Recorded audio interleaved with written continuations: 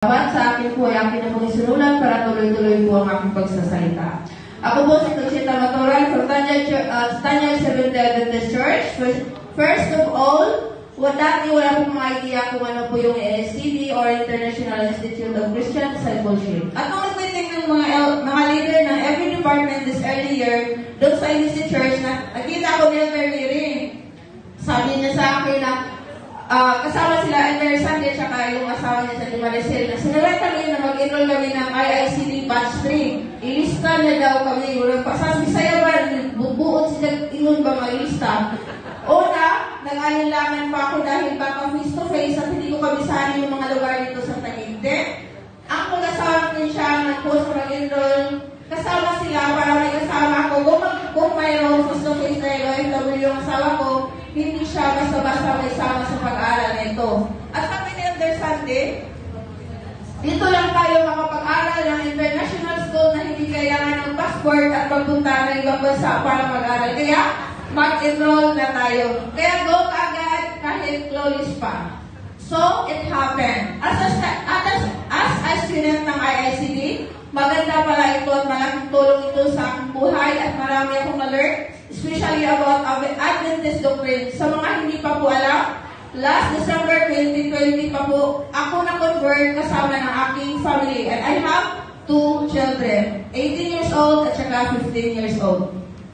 Ito po yung pandemic era ng 90 series ng Hope Channel sa Philippines. Dito po ako na-convert nung time na yun. Isa pang natutunan ko sa pag-aaral na ito ay masalita ng Panginoon na naipahayag ng maayos ng aming mga lecturers kung paano mamuhay bilang isang alagad ni Kristo. Nakapag-participate din ng crusade kahit pinakabahan pero kailangan. Sa tulong ng Panginoon ay rouse namin together with Tagubayan sa SDA Church. Magandang experience po yun dahil sa grupo namin lahat talaga kami participants at walang sitting down always or SDA. Masaya ang paglilingkod sa ating Panginoon, walang kapantay at walang katulad. Napakaganda ng mga topic ng ICD, lalo na yung topic about spiritual gifts.